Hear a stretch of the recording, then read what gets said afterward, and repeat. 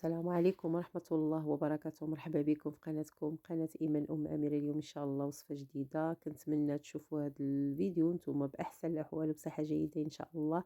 الوصفة ديالنا البطبوط معمر بالخضرة والصوصيط، اللي عمر وليداتو كلاو الخضرة غادي ياكلوه بهذه الطريقة، كيجي لذيذ وزوين. ونشارك معكم الدوارة ولا التقلية ولا الكرشة، على حسب المناطق كل واحد واش كيسميها، اللي كتجي لذيذة وزوينة بزاف. وصفة أصيلية والتشجيعات ديالكم طبيعة الحال. يلا ندوزو للوصفة ديالنا ان شاء الله. بسم الله على بركة الله. هنا الدوارة ولا الكرشة كما قلت لكم غسلتها في الليل ورقدتها في الحامض والملح، وهنايا كررت لي هذيك الجلدة، يعني داك الحرشة هكا حيدتها، وباش تبان لكم هكا بيضاء، راه ما فيها لا شحمه لا ريه لا حتى حاجه، المهم غير الحرشه وصافي. ديك الدواره اللي حيدت ليها شويه هكا من داك هذا، من ديك الجلده ديالها. المهم ماشي ضروري تحيدوها. هنا دايره المطيشه ديال الحك، دايره مزيوده البصيله والحامض والثومه، ضروري الثومه تكون كثيره هكا، والقزبر والمعدنوس والتوابل، يعني العطريه ديالنا هنايا الخرقوم، واحد المعلقه ونص ديال الخرقوم، السكنجبير، الابزار. هذا الابزار الابيض، يعني الا شفتو يجيب لكم الله بحال الاخر، ولكن هو راه الابزار الابيض. الكمون 2 معالق صغار. الملح ما ديروش الملح، ما ديروش الغلطه ديالي، لانها بايته مرقده في الحامض والملح، والصباح زدت ليها هنا الزيت البلديه. ماشي ضروري نديرو غير البلديه عاوتاني، نديرو المخلطه ولا نديرو الروميه ولا حسب المتوفر. ضروري ماشي كنقيدوا راسنا بواحد الحاجه، ضروري نديرو. هنايا الماء درت يلاه تقريبا واحد الكاس بعبر كاس العنبه، ما نكثروش الماء لان عاد غسلتها وهي كتشرب الماء، يعني حتى كتبدا طيب كتطلق الماء.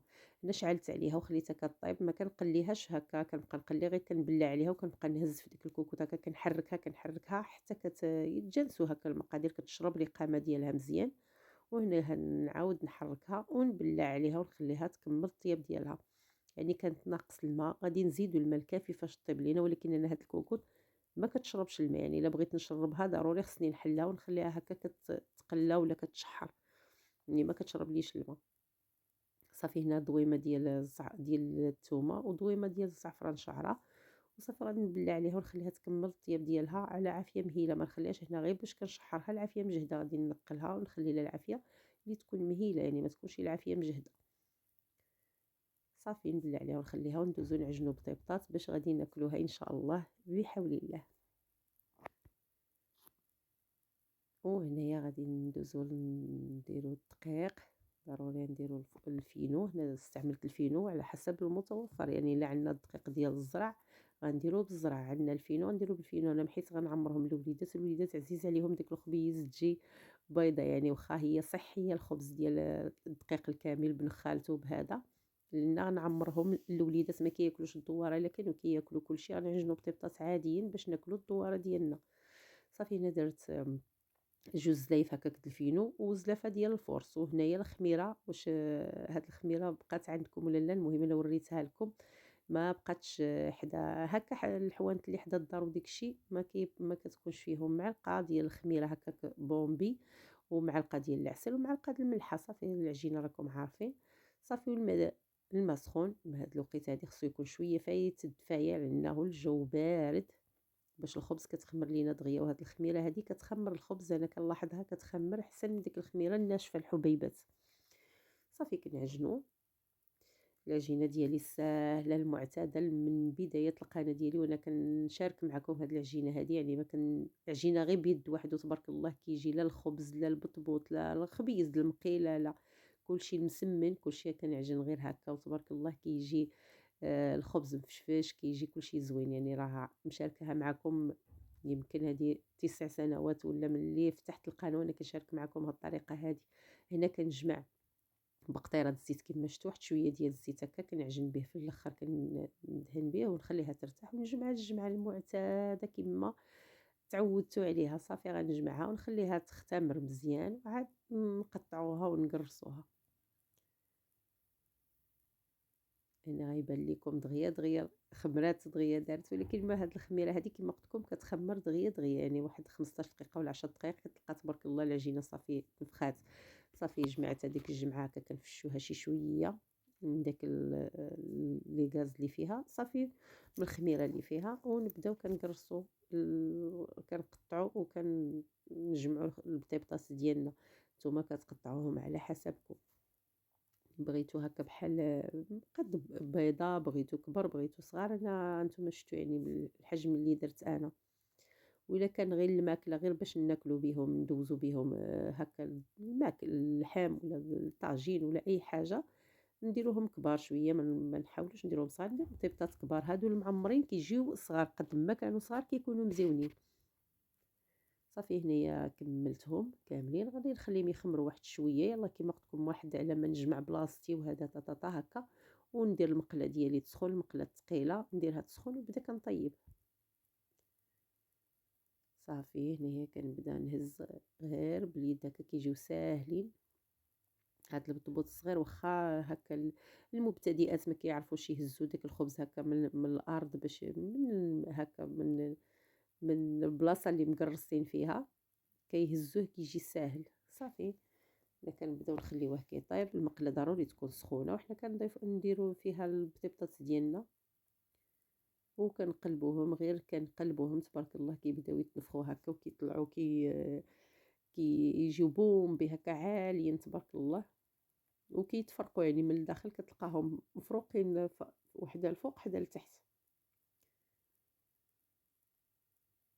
كنبقاو نحركوا فيهم هكا باش يطيبوا لنا داك الطياب مزيون. هاد الوصفه ان شاء الله غتنفعكم في رمضان، يعني كنحتاجوهم بزاف بزاف باش ما عمرناهم كيجيو لذاذ وزوينين كما كتشوفوا تبارك الله، كيجيو منفخين كيجيو مبطبطين. والبليصه اللي خوات كما شفتوا بحال هكا في المقله كيجيو ساهلين ساهلين بزاف.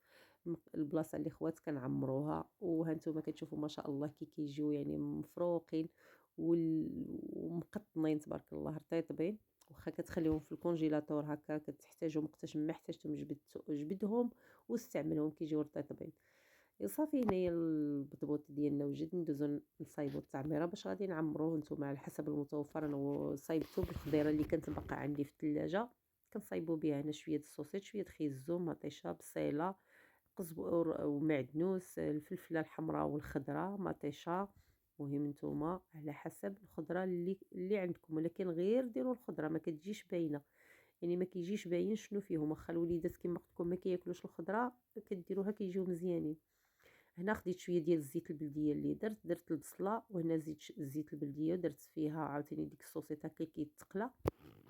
كنخليوه يطيب هنا بوحدو باش كتجي البنه ديالو بوحدها، ما كنخليوهاش مع الخضره حتى كنضيفوه في الاخر. هنا من بعد ما كتنزل داك البصيله غادي نضيف ليها خيزو اللي محكوك هكا،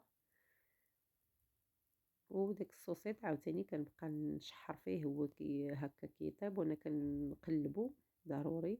وداك الخيزو من بعد ما نزل مع داك البصله غادي نضيف ليه الخضره، هنا الفلفله الخضراء والحمراء، الكرنب ولا الملفوف يعني حتى هو، شويه د المطيشه اللي مقطعه بحال هكا، يعني مطيشه في ساعه كتنزل واخا تقطعوها غليظه، انا مقطعاها شنانف ولكن دغيا كتنزل.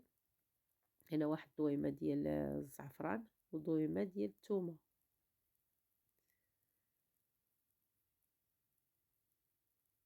ونخليوهم حتى هما كيتشحروا ضروري نبقاو كنحركوا فيهم، كنقلبوا داك الخضيره ديالنا حتى كطيب.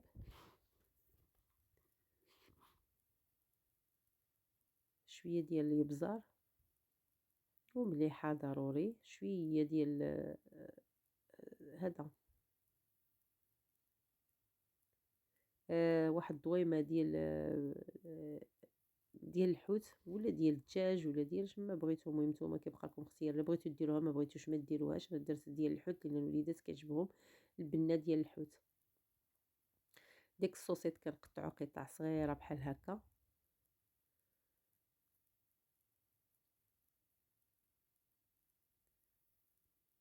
ونضيفوا الخضره ديالي داك القزبر ومعدنوس حتى هو حتى الاخر، يعني واحد التحريكه الاخرى عاد كنضيفو، ونضيف داك الصوصيط وندوزو نعمرو البطبوط ديالنا.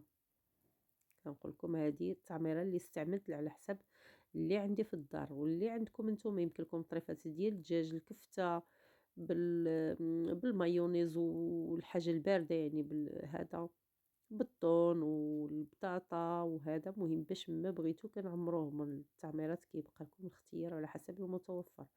صافي كنفتح داك البطيبطاتي شويه من الطرف، اما هما من الداخل تبارك الله كيجيو يعني فرقه فرقه، يعني ما كيجيوش لا مدقصين لا هذا ورطبين فوق ما تصوروا. صافي كنعمرو ديك الكميه اللي على حسب البطبوط اللي بقى، غادي ناكلو به المريقه ديالنا ولا الدواره ولا اللي كان اللي كتب الله غادي ناكلو به.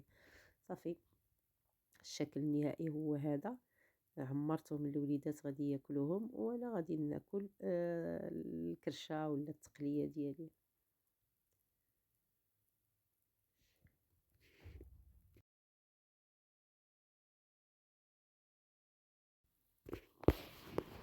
انا من بعد ما حليت على الكوكوط ديالي كنلقاها شويه مازال فيها الماء، الطياب طايبه ولكن مازال فيها هكا المريقه، غادي نحل عليها ونخليها تشحر. وصافي راكم عارفين الدواره ديال البقر يعني كتعطل في الطياب، ولكن كتجي لذيذه حتى هي. والغلمي كتكون طريه في ساعه كطيب، يعني هي دغيا دغيا كطيب. هنايا نتوما شفتوا ما شاء الله كتجي معلكه ومعسله ولذيذه بزاف. جربوا هذه الوصفه والتشجيعات ديالكم. يلا دمتم في رعايه الله وحفظه.